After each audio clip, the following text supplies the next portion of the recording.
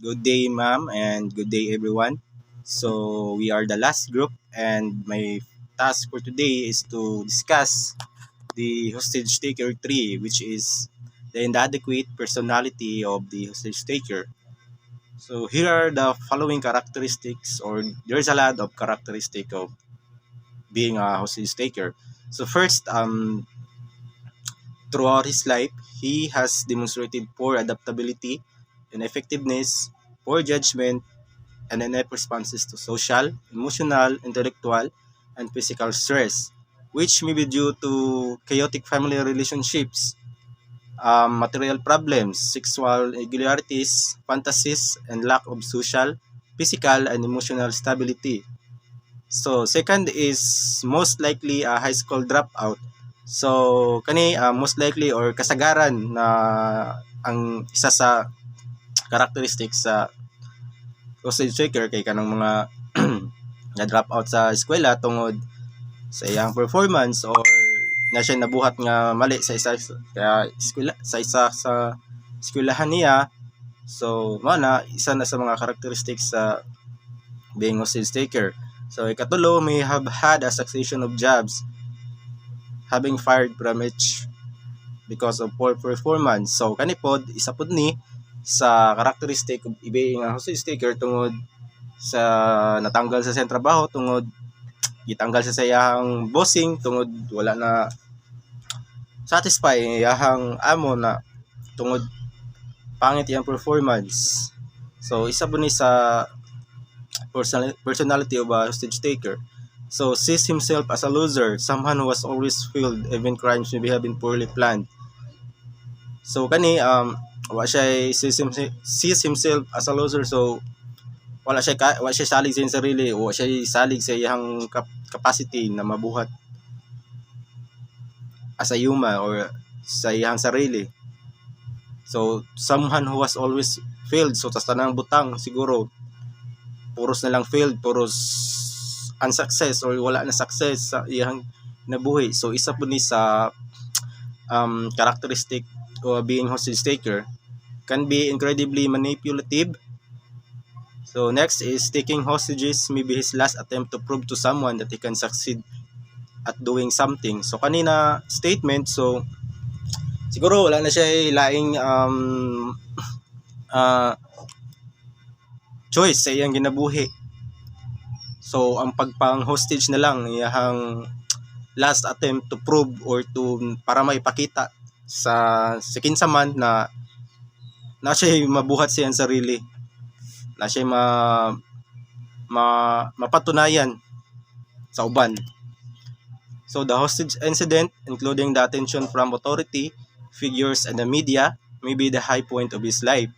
So in contact with reality, thinks clearly, understand the consequences of his actions, and can be negotiated with successfully. Strong Stockholm syndrome is possible. So his demands may be initially exorbitant. So here are the negotiation guidelines of how we can convince the hostage taker to ano to pag-convince sa hostage taker. So first is provide understanding and uncritical acceptance. So second is help him find a way to end the situation without having failed again. Help him build self-esteem. So maghatag siguro maghatag og ang isa ka negotiator hatag og ganing words of wisdom sa isa ka hostage taker na mao ni buhaton ni niya na mahitabo nga maayo ana tagaan siya og positive thinking. Ang isa ka hostage taker help him build self-esteem, so tabangan ng hostage taker na maging positibo lang sa kinabuhi. Parents and friends brought on the scene may cause strong feelings of failure or embarrassment and cause him to prove more than he can do something important. So isa po na siya sa makatabang or guidelines for negotiation to against the hostage taker. Do not introduce non-police negotiators to observe its failure. Consider the use of negotiator of the opposite sex. Once rapport is established, the negotiator may be authoritative. However, because of all the attention he is receiving, he may not want the situation to end. That's all, ma'am. We will tackle about hostage taker 4, maniac or bipolar. Means maniac is the correct term of context is manic, referring of the good state characterized by periods of elevated or irritable mood, increased energy, and racing thoughts. Bipolar is a disorder, is a mental health condition characteristic an alternating episode of mania or hypomaniac and depressive state. It uses called maniac depressive illness. Characteristic of this bipolar of mania. First, unrealistic sadness, hopelessness, feeling of inadequacy and worthlessness. Suffer from sleep and appetite disturbance, decreased effectiveness at school, work, home, or play, decreased attention span, concentration of ability to think clearly, loss of feeling of pleasure, interest in low energy, and lost interest of enjoyment of sex.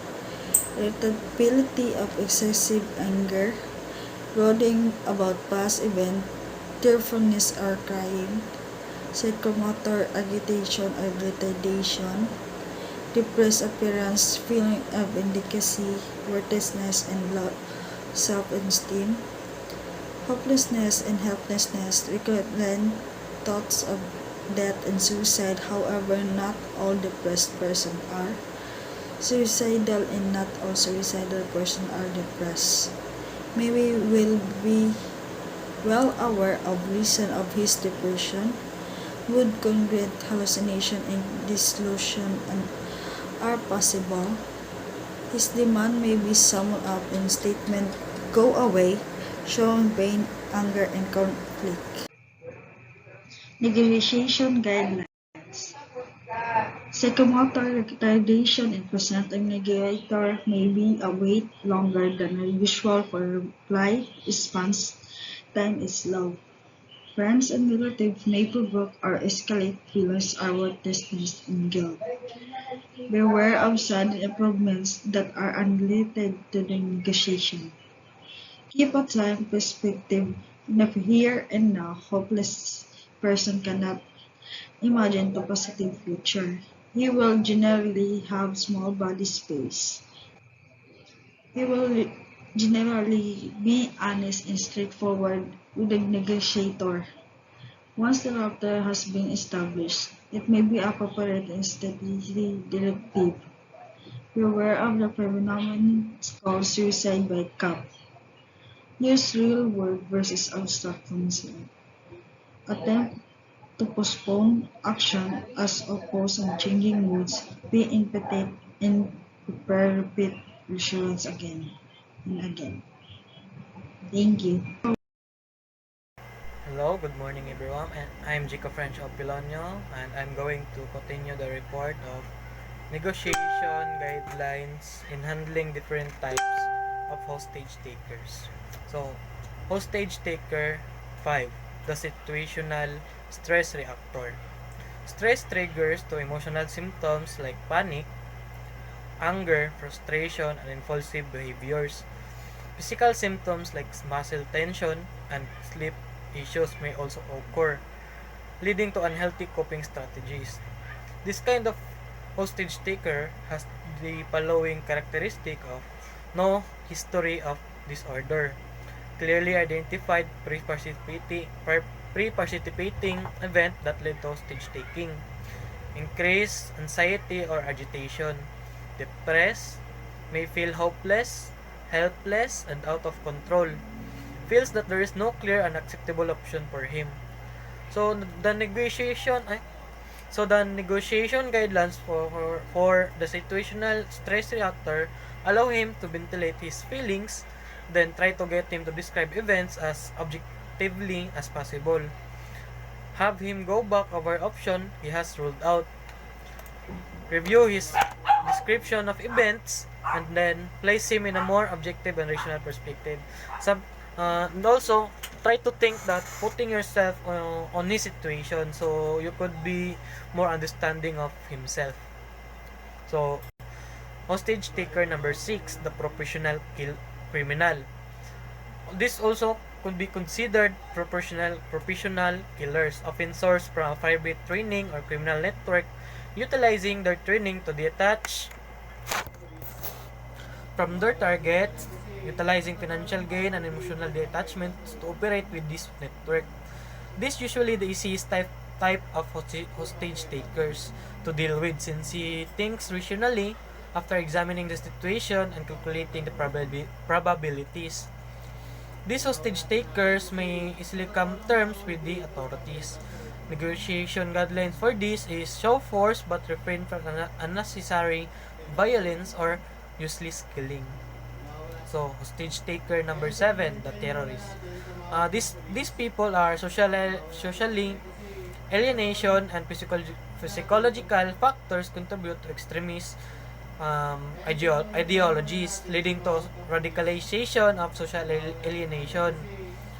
These alienation and ideologies can be driven from extreme political, religious, or social factors, using individual to seek belonging and purpose in the extremist group. This is especially challenging hostage situation, and terrorists may be considered as psychopath with a cause that works under the leadership of a group. When caught, they just justify their action by using religious or political beliefs. In addition, they are willing to die for a cause. So the negotiation guideline for the terrorists, the causes may deteriorate over time. In a case, if they kill one of the hostages, the negotiator must use every available measures to save the remaining captives, as the hostage taker is likely to kill them all. Thank you.